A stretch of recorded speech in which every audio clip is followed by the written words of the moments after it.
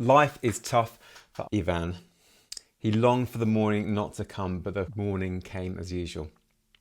I'm Roger, and this is Bookshook, and today I'm discussing the first half of February's book, One Day in the Life of Ivan Denisovich, by Alexander Solzhenitsyn, translated by Ralph Parker, published in 1953.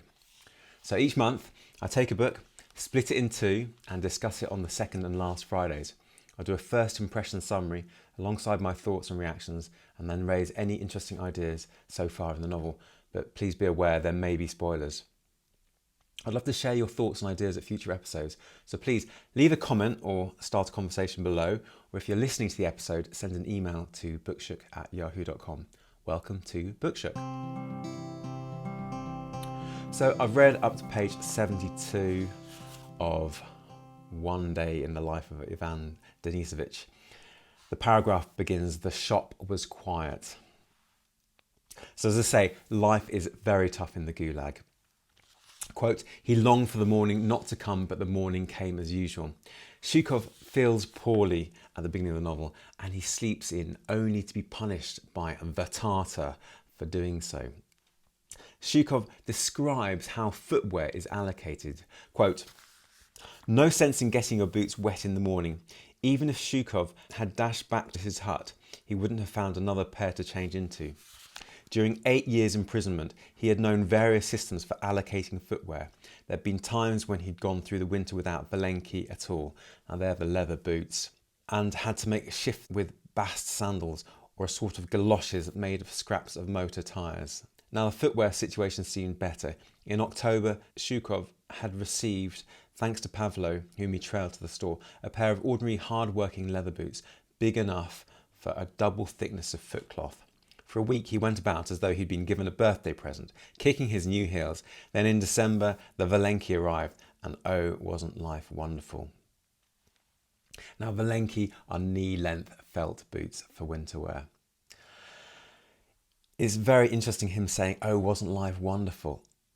What an irony. It seems like a terrible place to be. The narrator, on the whole, is very humorous in this diabolical situation. I wasn't expecting such a vivacious and upbeat narration. My mind was ready for something dour and grim, but this isn't like that at all. Now, the guards call him a number 854. He is just a number. One of his teammates keeps breakfast for him, and he eats it with a spoon that he fashioned out of aluminium wire. The breakfast sounds horrific. And he heads to the sick bay. Quote, "It's like this, I'm feeling sort of unwell," said Zhukov shamefacedly, as if coveting something that didn't belong to him. What a lovely turn of phrase. Now, in this prison camp of hard labour, where perhaps bodily health is important to the authorities, he is made to feel shame. He is told to wait, and he thinks about his appearance, how he hasn't bathed for over 10 days, and that his next bath will be in 3 days' time. He reflects on the fact that the new doctor doesn't let patients stay in bed.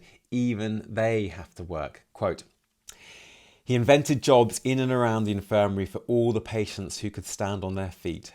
Fencing the garden, laying paths, bringing soil to the flower beds, and in wintertime erecting snow barriers.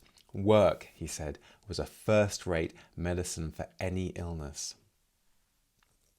Now the close, omniscient narrator moves to the medical assistant, who is a writer, a literature student with no medical training, arrested in his second year at university. His doctor boss, quote, "wanted him to write when in prison what he'd been given no opportunity to write in freedom." Quite a touching little tale. And then we'll resume Zhukov's close, omniscient narration. His temperature is 37 degrees, not bad enough to be let off work. Quote, "The cold stung.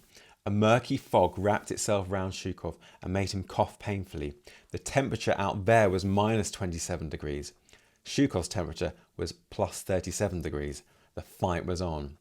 He ran at a jog to his hut. The whole mustering ground was deserted. The camp looked empty. It was that brief moment of relaxation when, although everything had been decided, everyone is pretending to himself that there will be no march to work. The sentries sit in warm quarters, their sleepy heads propped against their rifles. It's not all milk and honey for them either, lounging on the watchtowers in such cold. The guards at the main gate tossed coal into the stove.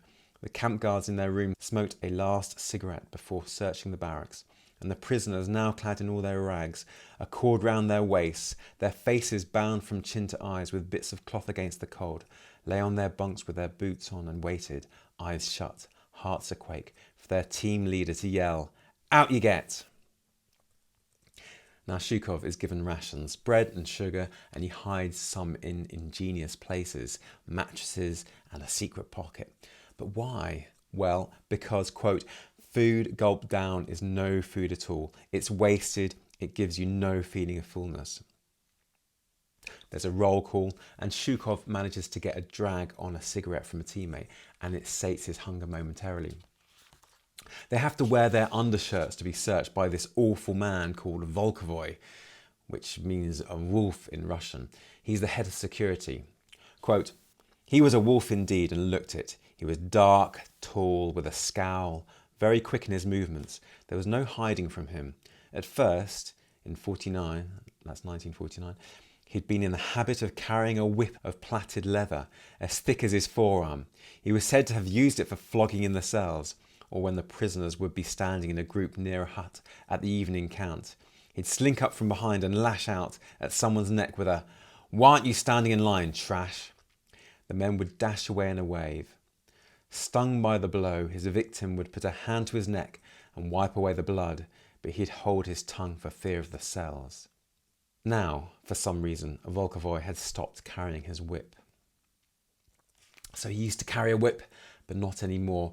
We're not experiencing the very worst of a situation described, just like we aren't experiencing the worst weather, which can get up to minus 41 degrees, and there'll be more on that idea later. Now, the wolf, Volkovoy, puts Shukov's team colleague, Buinovsky, who's an ex-naval captain, imprisoned for taking a gift from an English naval admiral, for 10 days in the cells for complaining about being strip-searched in the cold. Quote, "Shukov was in regulation dress. 'Come on, pour me as hard as you like. There's nothing but my soul in my chest.' But they made a note that Cesar was wearing a flannel vest and that Buinovsky, it seemed, had put on a waistcoat or a cummerbund or something. Buinovsky, who'd been in the camp less than 3 months, protested. He couldn't get rid of his commander's habits. 'You've no right to strip men in the cold. You don't know Article 9 of the Criminal Code.' This is Buinovsky. But they did have the right. They knew the code. 'You, chum, are the one who doesn't know it,' thinks Shukov. 'You're not behaving like Soviet people,' Buinovsky went on saying. 'You're not behaving like communists.'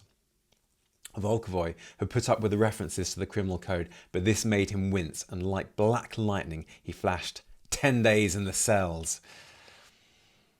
So they march into the cold, and we learn that Shukov has a wife at home. He is allowed to send 2 letters to her a year. His wife tells him how they get by carpet painting and how he could do it when he gets out of the labour camp. But Shukov doesn't agree. Quote, "He didn't want to turn carpet painter. For that, a man needed to be free and easy with people, to be brash, to know how to grease a palm or two. And although Shukov had trodden the earth for 40 years, though he'd lost half his teeth and his head was growing bald, he'd never either given or taken a bribe, nor had he learned to do so in camp." So this is the first time we get a physical description of Shukov. I imagined him as a much younger man, but here we have 40 years old. We learn that Shukov is a political prisoner under Article 58 for political crimes. It seems that his team leader, Tyrin, recognises his honest qualities because he has been picked out specially by him to be in his team.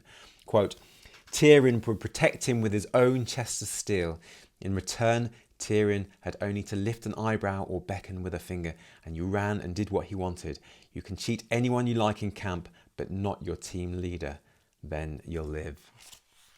Now we learn that Shukov's prison mate, Tyrin, is well off. He gets 2 parcels a month, he smokes cigarettes and has an extra vest.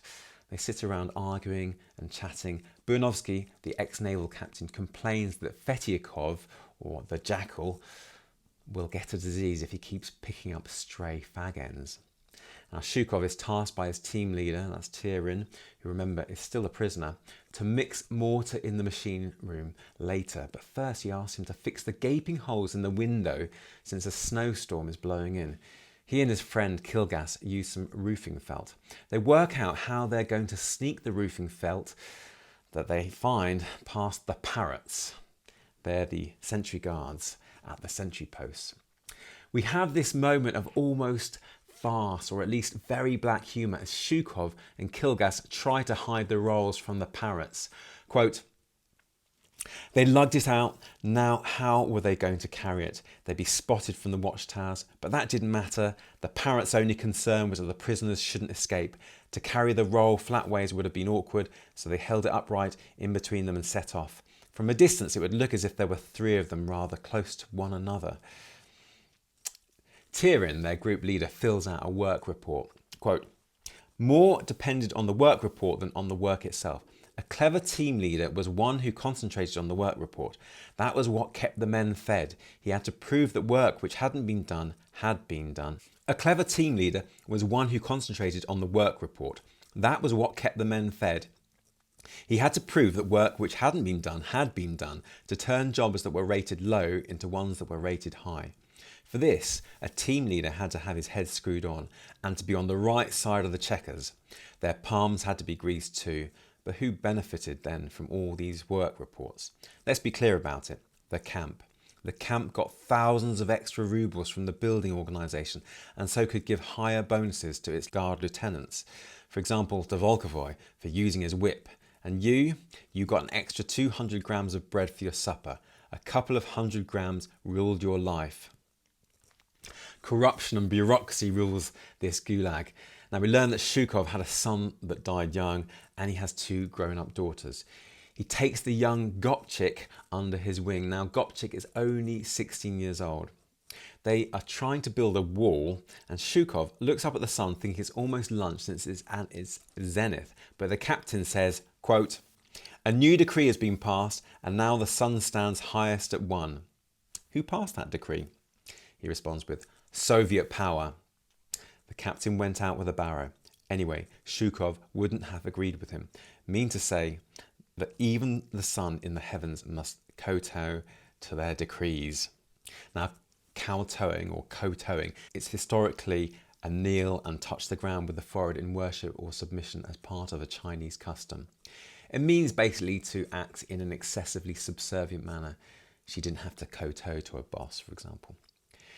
Now, Soviet power is so strong that even the heavens bend to their demands. It reminds me of King Canute and the tide. He sat on his throne on a beach. He thought he had such power that the tide would stop before it reached his feet. Of course, it never did. Even royalty has to obey the laws of science.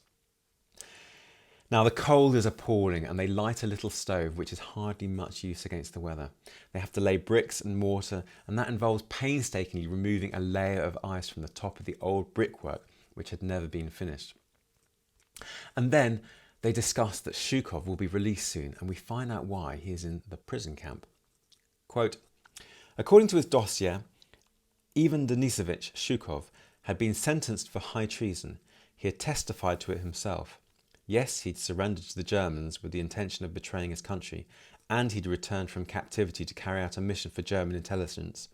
What sort of mission neither Zhukov nor the interrogator could say, so it had been left at that, a mission. Zhukov reckoned simply, if he didn't sign, he'd be shot. If he signed, he'd still get a chance to live, so he signed. But what really happened was this. In February 1942, their whole army was surrounded on the Northwest Front. No food was parachuted to them. There were no planes. Things got so bad that they were scraping the hooves of dead horses. The horn could be soaked in water and eaten. They had no ammunition left, so the Germans rounded them up in the forest, a few at a time. Zhukov was in one of these groups and remained in German captivity for a day or two. Then 5 of them managed to escape. They stole through the forest and marshes again, and by a miracle reached their own lines. A Tommy gunner shot 2 of them on the spot. A third died of his wounds, but 2 got through. Had they been wiser, they'd have said they'd been wandering about the forest, and then nothing would have happened. But they told the truth. They said they were escaped POWs. POWs, you effers. If 5 of them had got through, their statement could have been found to tally, and they might have been believed, but with 2 it was hopeless. You've put your heads together and cooked up that escape story, they were told. What a story of hunger, of fear, of survival, and after all that to be banged up in jail. Now, there's talk of how there are far worse camps than this one, where you get 100 grams less bread, up there in the northern camps. It is pointed out that squealers, who are informants, have had their throat cuts in the night. Zhukov describes receiving lunch, which is porridge, not much else. Quote, "The steppe was barren and windswept, with a dry wind in summer and a freezing one in winter. Nothing could ever grow in that steppe, less than nothing behind 4 barriers of barbed wire. Bread comes only from the bread cutter. Oats are threshed only in the storehouse, and however much blood you sweat at work, however much you grovel on your belly, you'll force no food out of that earth. You'll get no more than the damned authorities give you." Now, I wanted to find out more about the steppe. Basically, there's a large stretch of steppe across Europe, extending all the way across Russia. There's very few trees that grow there because it's semi-arid land, meaning they receive 25 to 50 centimetres, that's 10 to 20 inches of rain each year. This is enough rain to support short grasses, but not enough for tall grasses or trees to grow. Now, just a short excursion. This book is definitely making me think of food and how extraordinarily lucky I am to have food. Quote, "Zhukov ate his bread down to his very fingers, keeping only a little bit of bare crust, the half-moon-shaped top of the loaf, because no spoon is as good for scraping a bowl of porridge clean as a bread crust. He wrapped the crust in his cloth again and slipped it inside his inside pocket for dinner, buttoned himself up against the cold and prepared for work." There I am chowing down plentiful bread, and here is this man where bread is such a rare and precious luxury, savouring every mouthful. I truly feel grateful. Do you ever get that feeling when you're reading a book, when it starts making its presence felt in your day-to-day life? Continuing the narrative, the narrator thinks, quote, "How often had Zhukov in his youth fed oats to horses? Never had it occurred to him that there'd come a time when his whole soul would crave for a handful of them." It's almost as if this book is reading my very thoughts. Now, Zhukov manages to deceive the cook into handing out 2 more bowls of porridge, of which he gets 1, alongside Cesar, his teammate. They discuss Eisenstein, the famous film director, and a prisoner doesn't like his work. Quote, "Geniuses don't adjust their interpretations to suit the taste of tyrants." And I wonder if the author counts himself in this group. He's certainly showing a very honest portrayal of the harsh realities of a labour camp. Zhukov spies a piece of rusty blade in the snow. Quote, "A short length of steel, a bit of a hacksaw blade. He could conceive of no immediate use for it, but then you can never tell what you might need in the future. So he picked it up and slips it into his knee pocket. He'd hide it at the power station. Thrift was better than riches." Now, I really hope that it doesn't get found on him. Surely a hacksaw blade means you want to escape in some way. Fingers crossed for Zhukov. So there ends the first half, up to page 72. Initial thoughts, well, it's an incredibly harsh portrayal of the cold and fierce hunger that the prisoners are faced working in. A labour camp seems like a miserable place. Every morsel of food is craved over. Every little item that can be found is used. That expression at the end of the first half, quote, "Thrift was better than riches." Just finding that little hacksaw blade makes Zhukov a rich man in his eyes. It's such a world of poverty. So the pressing questions that I have are, will Zhukov feel better? I really hope so. Will that hacksaw blade be discovered by the wolf? And will Zhukov get into some terrible trouble for it? I really hope not. Will all the characters we've met so far, Gopchik, Aloysia, etc., stay safe for the remainder of the day? And how might it end? I think it will just be the close of a very tough day, yet again with the implication that nothing changes. This will go on day in and day out with no change. Plot would do the book a disservice and lessen it. It would render the book less powerful. It would imply change and not the monotonous daily trudge repetitive prison life. So, first half ideas. The idea that things, although terrible, could be worse. I think this is really interesting, and the narrator doesn't overblow the reader with the tragedy of Zhukov's awful situation. It's not all doom and gloom. I was really expecting it to be just The worst of the worst. At the beginning of the novel, Zhukov gets up early. Quote, "For the next 90 minutes belonged to him." Zhukov looked hopefully out of the corner of an eye at the milk-white tube. If it has shown minus 41, they ought not to be sent out to work. But today it was nowhere near minus 41. It's not as cold as 41. In fact, no way near 41. Any other narrator might describe the worst of all possible situations. And when he does go to work for the Tatar, he feels relief. The narrator says, quote, "And now that he'd been given work to do, Zhukov's aches and pains seem to have gone." Things are really bad for Zhukov, but not that bad. If it really was the worst of all possible situations with no hope whatever, would it be just too awful for the reader? Is this why it's not the very worst of the worst? Here's another example. Volkovoy used to carry a whip of which he would lash out at prisoners and draw blood. Quote, "Now for some reason Volkovoy had stopped carrying his whip." Again, we're not seeing the absolute worst. It would be too alienating for the reader otherwise, or perhaps unbelievable. Now there's talk of how there are far worse camps than this one, where you get 100 grams less bread up there in the northern camps. And remember at lunch, Zhukov remarks, quote, "The main thing today was that the porridge was good. Oatmeal porridge, the best sort. It wasn't often they had it. More often they got magara, twice a day, a bran mash. But oatmeal is filling, it's good."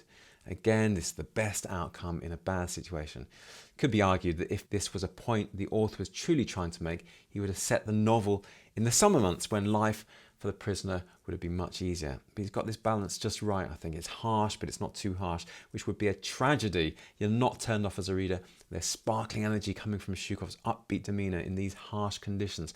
What do you think? Am I right in thinking that? What do you think about this not being quite the worst of possible situations? I'd like to know your opinions. Now, I thought the prison breakfast was a very interesting idea. What a vivid description. Listen to this. Quote, "The skilly was the same every day. Its composition depended on the kind of vegetable provided that winter. Nothing but salted carrots last year, which meant that from September to June, the skilly was plain carrot. This year, it was black cabbage. The most nourishing time of the year was June. Then all vegetables came to an end and were replaced by groats. The worst time was July. Then they shredded nettles into the pot. The little fish were more bone than flesh. The flesh had been boiled off the bone and had disintegrated, leaving a few remnants on head and tail. Without neglecting a single fish scale or particle of flesh on the brittle skeleton, Zhukov went on champing his teeth and sucking the bones, spitting the remains on the table. He ate everything. The gills, the tail, the eyes when they were still in their sockets, but not when they'd been boiled out and floated in the bowl separately. Great fish eyes. Not then. The others laughed at him for that. This morning, Zhukov economised. As he hadn't returned to the hut, he hadn't drawn his rations, so he ate his breakfast without bread. He'd eat the bread later. Might be even better that way. After the skilly, there was magara porridge. It had grown cold too, and had set into a solid lump. Zhukov broke it up into pieces. It wasn't only that the porridge was cold, it was tasteless when hot, and left you no sense of having filled your belly. Just grass, except that it was yellow and looked like millet. They got the idea of serving it instead of cereals from the Chinese. It was said, when boiled, a bowlful of it weighed nearly a pound. Not much of a porridge, but that was what it passed for. What a vivid description of breakfast. I tell you, I feel so happy that I have a nice breakfast. Again, the terrible conditions of the book, beautifully described. Listen to Zhukov when he talks about the march to the power station that he's working on with his team. Quote, "Out beyond the camp boundary, the intense cold accompanied by a headwind stung even Zhukov's face, which was used to every kind of unpleasantness. Realising that he would have the wind in his face all the way to the power station, he decided to make use of his bit of rag to meet the contingency of a headwind. He, like many other prisoners, had got himself a cloth with a long tape at each end. The prisoners admitted that these helped a bit. Zhukov covered his face up to the eyes, brought the tapes round below his ears and fastened the ends together at the back of his neck. Then he covered his nape with the flap of his hat and raised his coat collar. The next thing was to pull the front flap of the hat down onto his brow. Thus, in front, only his eyes remained unprotected. He fixed his coat tightly at the waist with the cord. Now everything was in order, except for his hands, which were already stiff with cold. His mittens were wretched. He rubbed them, he clapped them together, for he knew that in a moment he'd have to put them behind his back and keep them there for the entire march. The chief of the escort recited the morning prayer which every prisoner was heartily sick of. "Attention prisoners, marching orders must be strictly obeyed. Keep to your ranks, no hurrying, keep a steady pace. No talking, keep your eyes fixed ahead and your hands behind your backs. A step to the right or left is considered an attempt to escape, and the escort has orders to shoot without warning. Leading guards, quick march." The 2 guards in the lead of the escort must have set out along the road. The column heaved forward, shoulders swaying, and the escort some 20 paces to the right and left of the column, each man at a distance of 10 paces from the next, Tommy guns at the ready, set off too. Grim and scary. If you falter, you're likely to be shot for trying to escape. He goes on, quote, "It hadn't snowed for a week and the road was worn, hard and smooth. They skirted the camp and the wind caught their faces sideways. Hands clasped behind their backs, heads lowered, the column of prisoners moved on, as though at a funeral. All you saw was the feet of 2 or 3 men ahead of you and the patch of trodden ground where your own feet were stepping. From time to time, one of the escorts would cry, 'U-48, hands behind your back,' or 'B-502, keep up.' But they shouted less and less. The slashing wind made it difficult to see. The guards weren't allowed to tie cloth over their faces. Theirs was not much of a job either." There's that implied author's touch of humanity again. Theirs was not much of a job either. It was horrendous for everyone, and the implied author is not afraid to admit it.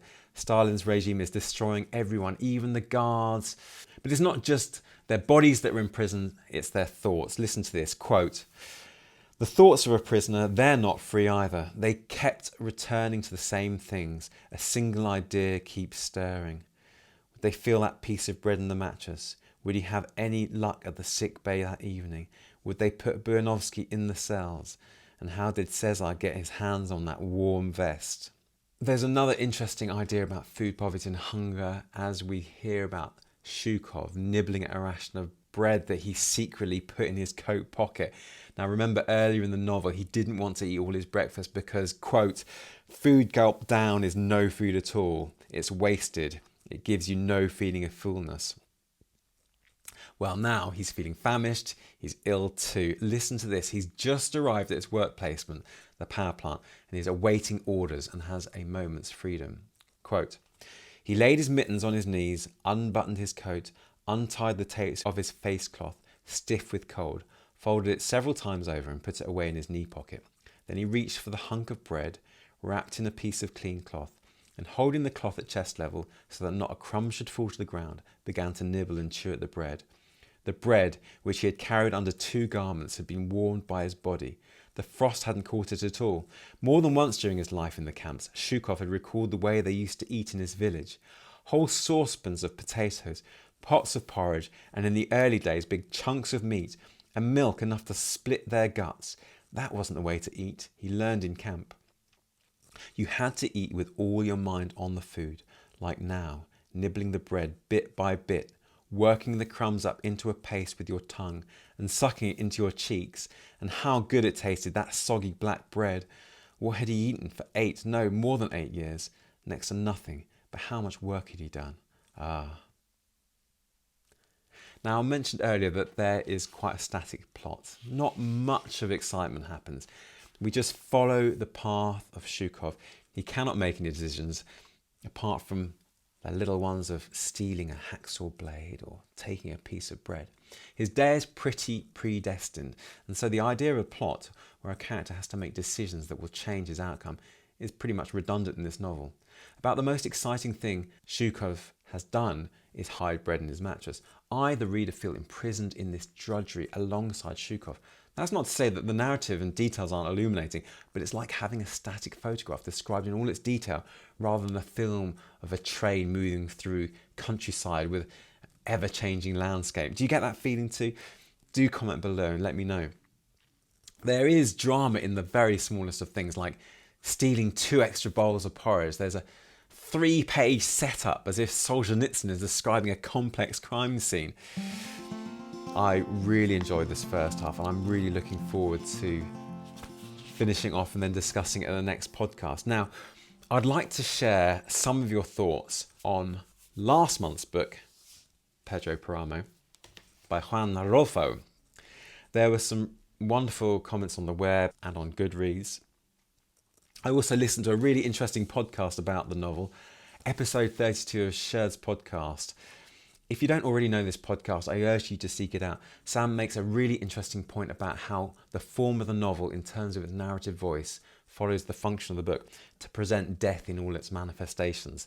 He says, quote, "Initially in the text, there is a present tense narration by the main protagonist, and then these voices in the past tense recall their own lives and histories within the town.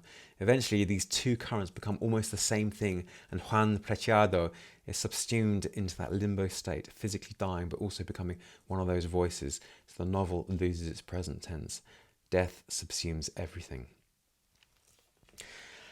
And Lark Bonobi on Goodreads commented, quote, "I'm feeling much like I felt at the end of 100 Years of Solitude. Gabriel García Márquez cited this novel as the most important influence on his own writing, so I guess my reaction is not surprising. As I read along, one breathtakingly imaginative sentence after another, I kept thinking, wow, wow, wow. But then my breath had been taken away so consistently that I discovered I was fatigued and I had totally lost track of myself, because there are so many threads to this story and they aren't really woven together, so much as they are thrown down along a path into the woods, and the path keeps growing more and more tangled and overgrown, and then it stops. And here you are in the middle of the woods with no way out." I really like that analogy of the woods, no way out. I completely understand that comment. It does feel very fragmentary. Edward on Goodreads said, quote, "Pedro Paramo is filled with beauty and sadness, told in fragments. The novel constantly shifts perspectives, blending past and future, living and dead in chaotic, unpredictable ways. This makes the narrative challenging to follow, but creates a chilling, dreamlike atmosphere and a kind of extra-temporal unification of cause and effect. There is an implied tragedy at the heart of the novel, the nature of which is gradually revealed, though never completely. Because of its disconnected and cryptic structure, and perhaps also my own cultural distance, I felt quite detached from the narrative. This novel would benefit from multiple readings, though I suspect that even with close study, it will never fully relinquish its mystery and ambiguity." Thank you so much for sharing those comments on Pedro Paramo. It was a really fantastic book, I thought. And thanks very much for listening to this podcast. If you have any questions or comments, I'd love to hear them. Leave a comment below, or if you're listening to the episode, send an email to bookshook@yahoo.com. I'd also love suggestions for future books to read together. Maybe there's been one sitting on your shelf for ages which you haven't got around to reading and you just need that push to get started. Talking of next books, after I've discussed the second half of One Day in the Life of Ivan Denisovich in 2 weeks, that's the 24th of February, March's 2 episodes will be all about The House of Spirits by Isabel Allende, translated by Magda Bogin. It is about 500 pages, but March is quite a long month, so shouldn't be a problem. So get this one at the ready if you want to join me in reading that in March. Also, if you enjoyed this, please give it a thumbs up and subscribe, or give it 5 stars on your episode app, or leave a comment, even better. Thank you very much. Anyway, I look forward to discussing the last half of One Day in the Life of Ivan Denisovich in 2 weeks. See you then.